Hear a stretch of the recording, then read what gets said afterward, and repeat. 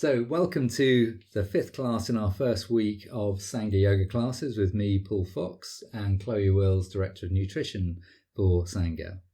So these set of classes has been called Body Tour, and we're going to chill to our core. So we're going to work a little bit more on our core muscles, our muscles of core strength, and the muscles that help us have really good posture. So first take a moment just to sit quietly with your eyes open or closed and notice exactly how you feel, bringing into your awareness everything that's going on for you in your body and just making sure you've got that intention to look after yourself during this practice. And then beginning to deepen the breath, breathing in and out through the nose slowly and deeply. And then we're ready to go now. So Chloe's going to lie on her back and draw the knees in over the chest and just do a little bit of rocking from side to side to ease out the back and also release the spine. And the knees go one way, the head goes the opposite direction. And then bringing the knees to center, taking the feet down flat on the floor and placing the hands palms downwards on the abdomen. And we're going to begin to activate our core muscles on the exhale. So as you breathe out, feel as if you're drawing your tummy back towards your spine. And as you breathe into the chest, just allow a nice natural fullness of breath in the chest and try and keep just a little bit of that work in the tummy. But the main work is on the exhale, drawing navel to spine and really feeling the lower back being pressed down onto the floor below you. So what we're doing now is activating a muscle called TA, transversus abdominis. This is the deepest of our core muscles, and we need that fired up first before we do any strengthening of the more superficial muscles of the abdominal wall. So on the next inhale, taking the arms overhead, and on the exhale, bring the hands back and resting back on the tummy and finding that deep contraction. So as you breathe in and take the arms overhead, your lower back is going to want to arch away from the floor. So resist that on the inhale, and on the exhale, really power in with your core and draw the tummy back to the spine. And just one more of those. Inhale, arms overhead. And exhale, navel to spine. And then we're going to do what I call the Yogic Sit-Up. So it's like a sit-up crunch, but instead of trying to get a six-pack, we're trying to develop some more sustained strength in the core of the body. So this time, breathing in, take the arms overhead just as you did for your inhale. And this time, as you exhale, you're going to reach for the outer edges of the knees and lift the shoulders and the head, but keep the lower back flat on the floor. Lovely. 2 more of those. Inhale, head down, arms overhead. There's the back bend. Try and keep the back fairly flat. And exhale, curling up and reaching for those knees. And one more time. Breathing in and breathing out, curling up. Lovely. And then inhale, head down, draw the knees in, rock from side to side. So you could do more of those. The fact that we do them slowly and with the breath actually makes them a little harder and a little more strengthening. But what they also do, by doing it slowly, we don't shorten the muscles. So we want to strengthen these abdominal muscles but not shorten them, otherwise it's going to ruin our back bend. So we'll roll over now and come onto all fours, padding the knees with a blanket, and we'll just do a little bit of cat to mobilize the spine, and then we'll come into plank pose.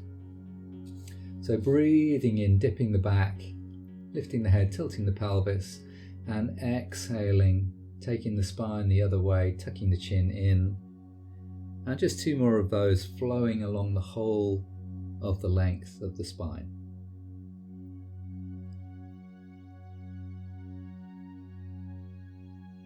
Fantastic, and 1 more. And then coming back to neutral with a flat back. So we're just going to press on, but some of you who may have slightly weaker wrists or shoulders, anytime you need to rest them, you just sit back on the heels and rest. But we're going to move on. I'm going to get Chloe just to walk her knees back a little bit and tuck her toes under. And this is called the supported plank. So in a moment, Chloe will straighten her legs and come into full plank. But in this position, and the shoulders can just come forward a little bit so they're just behind the wrists. So you can see it's almost perfect, just there. Nice flat back, the core is engaged, breath is in the chest, toes are tucked under. So from here, try straightening one leg and just stretching the heel away, keeping the other knee down, and then swap legs. So if you know you've got lower back issues or shoulder or wrist issues, this might be a version of plank for you. And when you've done two with the alternate legs, if it's okay for you, you can straighten both legs, lift them off the floor and come into the full plank. I just noticed what Chloe's doing really well here is stopping her shoulders from rising up towards her ears. So you want to keep your shoulders down and back and feel as if the shoulder blades are hugging the back ribs. Okay, let's take the knees down and sit the hips back towards the heels and sit up to kneeling just to take the weight off the shoulders for a moment and maybe give the shoulders a little shrug there. And we're going to do one more version of plank, and this is the forearm plank. So instead of being on the wrists, we're going to be on the forearms. Now this is ideal for those with wrist problems, and again it could be done with the knees down and the toes tucked under, or we'll go straight in with Chloe into the full version of this where we're straightening the legs. And it is plank pose, it does what it says on the tin. You just try and keep the body as straight as possible, and the particular thing to avoid here is the hips sagging down towards the floor, which will begin to pinch and compress the lower back. I'm using a lot of muscles, so you're going to have to do some slightly more rapid breathing than we normally do, and keep that breath up in the chest so you don't disturb all that lovely core strengthening work that you're doing with your abdominal muscles right now. Excellent. And then taking the knees back, just sitting back to rest the shoulders once more. So we're going to come into a pose called Chaturanga Dandasana, and we might be saving the best till last or the worst till last depending on how you experience this. So you come into the plank position, but with the knees down, the toes tucked under, and then on an exhale you're going to lower the upper body down towards the floor, keep the elbows tucked in close to the side ribs and just hover there. Take 3 breaths, nice rhythmic breathing. And at the end of the 3rd breath, use the hands to push back up to straight and then sit back on the heels once more. And Chloe made that look easy, but it isn't easy, and if you went splat onto the floor, don't worry about it. The strength in the triceps will come. So we'll do that once more, and this is the full version of it without the knees on the floor. And you've had the warnings, this is something maybe to work towards, but it's a super strong core strengthener as well as an arm strengthener. So breathing in, coming into the plank, lifting the knees, and breathing out, bending the elbows and hovering for 3 breaths. 1, 2, 3, and then pushing up. You can drop the knees to push up if you need to. Sit back on the heels and roll the shoulders and give yourself a good pat on the back for that.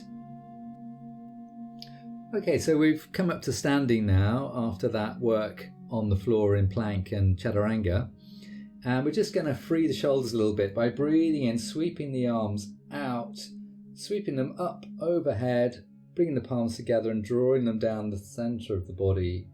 We do this a lot as a transition. On the next inhale, lifting the toes as the arms go up. Exhale, bring the hands back down, lower the toes, and inhale one more, this time the heels floating up as the arms go up, and exhale, coming down. Then I'm going to get Chloe to stand sideways on so you can see the way in which she's going to come into a pose which is called chair pose or Utkatasana, which means fierce pose, and I sometimes call it the skiing pose. So if you go skiing, this is a great a great preparation. So we bend the knees with the feet hip width apart and bring the palms together in front of the heart and keep the spine nice and long and strong. So you can see the spine is in a slight back bend, so all those back muscles are working, the core is engaged, and in particular the quads, your front thigh muscles, are really firing into action as you hold this pose. So we're going to hold it for 5 breaths, and let's say that's already 3, 4 and 5, and then breathing in, coming back up to standing. Just give the legs a little shake, so these thigh muscles do recover very quickly. Some of you are going to find it quite easy to hold that sort of halfway squat, halfway sitting into a chair pose, and some of you are going to find it a challenge. So if it's getting too much, just come back up to standing if you need to. So we're going to go into our second one. Palms together in front of the heart. Exhale, bending the knees, zip up through the core, feel the back working. And then from here, we're going to add in a twist. So we're going to twist, it doesn't matter which side you go to, and if you're squatting deeply enough, you might even get the elbow onto the outside of your thigh, and then you can use that to rotate the shoulders a little bit more. So now we've got 2 things going on. We've got twisting in the spine, we've got core strengthening, and we've got leg strengthening. One more breath here. Exhale, release from the twist, and inhale, standing up, and release the legs. Give the legs a little shake. And once more, coming in, and this time going to the other side. Fantastic. And if you're finding this easy, you can just hold any of these chair poses for additional breaths and really build up the strength in the core and in your legs. And then exhaling, releasing from the twist, inhaling, coming up to standing, and then exhaling, taking a really easy forward bend now, just to bring the body back to the midline, softening the knees, letting the pelvis tilt forwards, letting the arms hang forwards. Lovely. And then bending the knees, flattening the back, and breathing in, sweep the arms up. And exhale, release the hands down, and then coming down onto the mat for a short relaxation. So when we do core work, we don't necessarily do lots of fancy shapes with the body, but it tends to make us quite warm because those muscles are right in the center of the body and they begin to radiate out a lot of heat. So you may be feeling that in your body right now. So as you relax, ideally with the legs straight, just take a moment to focus on that right leg, and as you breathe in, tense the right leg, and as you breathe out, relax it. And inhale, tense the left leg, and exhale, relax. Inhale, tense the right arm, exhale, relax. Inhale, tense the left arm, exhale, relax. Inhale, tighten the muscles of the face, and exhale, relax the face. And just take a few moments now to allow your body to be still, to be relaxed, and to have a nice easy breath.